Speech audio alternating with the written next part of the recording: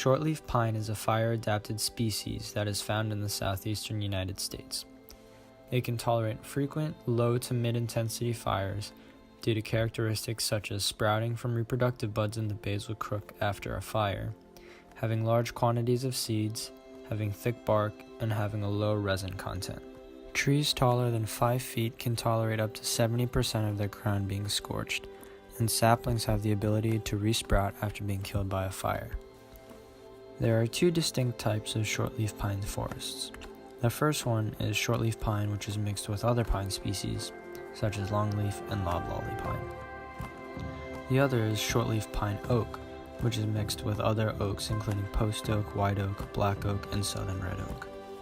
Over the last 30 years, shortleaf pine distribution has declined over 50% due to pine beetle outbreaks, fire suppression, disease, and changes in land use such as converting shortleaf pine stands into loblolly pine plantations.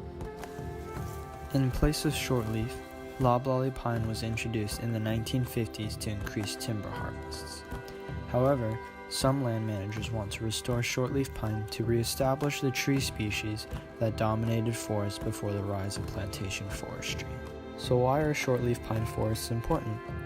Loblolly pines are faster growers and more competitive, so why should landowners plant shortleaf? Is there any incentive to restore shortleaf pine in favor of loblolly pine trees? Shortleaf pine is an important economic and ecological species in the southeast. Shortleaf pine is of higher quality wood than loblolly pine. At age 40, the proportion of high-value, pole-sized timber can be up to 40%. However, the proportion of sellable loblolly timber can be as little as 15%.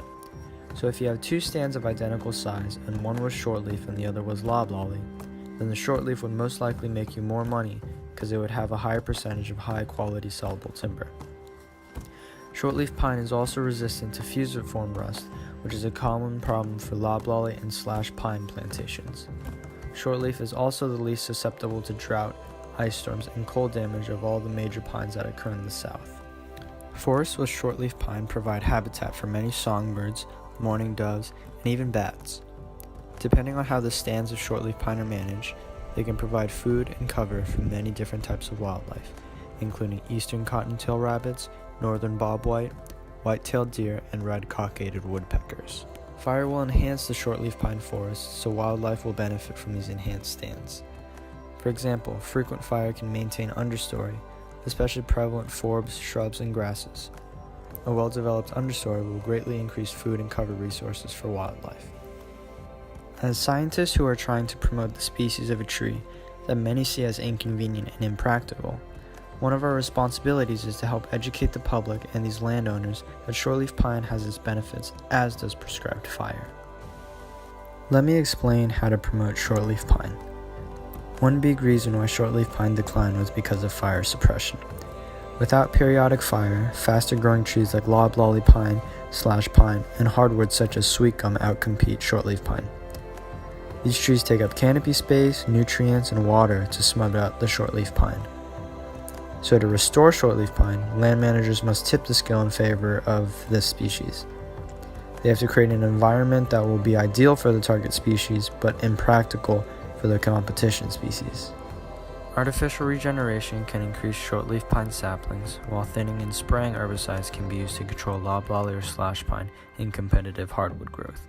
But we will focus on the use of prescribed burns to restore shortleaf pine. With prescribed burns, land managers can help control these competing tree species and help restore shortleaf pine's historical range. Prescribed fires are planned fires that create diverse vegetation conditions, reduce fuel loading, and or promote certain species that benefit from fire. And it is true that no matter what you do or how much you prepare, there is a chance for a fire to get out of control. However, fire ecologists do put a lot of time and effort into creating a successful prescription. They describe objectives for the specific land plot and factor into account the potential fuels, size, hazards, and weather conditions. All tree species have different levels of fire tolerance. Young loblolly pine is especially not fire resistant. Loblolly pine that is less than 5 years old are normally killed by low severity fire. Slash pine is also susceptible to fire at a young age. Frequent fires of intervals of less than 8 years will damage or kill white oak. Other species of oak with thin bark, such as southern red oak, can also be susceptible to damage or death from frequent fire. Red maple and sweet gum are examples of hardwoods that are also not fire tolerant. Their thin bark will not protect them from the fire, and they will often get top killed. In places where shortleaf pine is being restored, prescribed fire will reduce the frequency of these other species, leaving available resources for shortleaf pine to grow in. Frequent, low-intensity fire every 2 to 4 years can promote the growth of shortleaf pine. These fires will allow shortleaf pine to establish itself within the canopy so it isn't choked out by other dominant species. Studies have found that when land managers burn during the dormant season, about half of the shortleaf pine seeds will sprout following the fire. Growing season burns are the best for controlling hardwood species and enhancing understory vegetation. However, a combination of growing and dormant season burns with mixed intensity every 3 to 15 years is an ideal management method to maintain and establish shortleaf forests. To maintain a dominant shortleaf presence, the frequency of fire is more important than what season you burn. More frequent burns every 1 to 4 years promotes natural regeneration, whereas infrequent burns every 8 to 15 years promotes survival into the overstory. Without frequent low-intensity fire, shortleaf pine forests will continue to decline from the landscape, as species like loblolly pine, Virginia pine, and sweet gum dominate. More prescribed fire equals more shortleaf pine.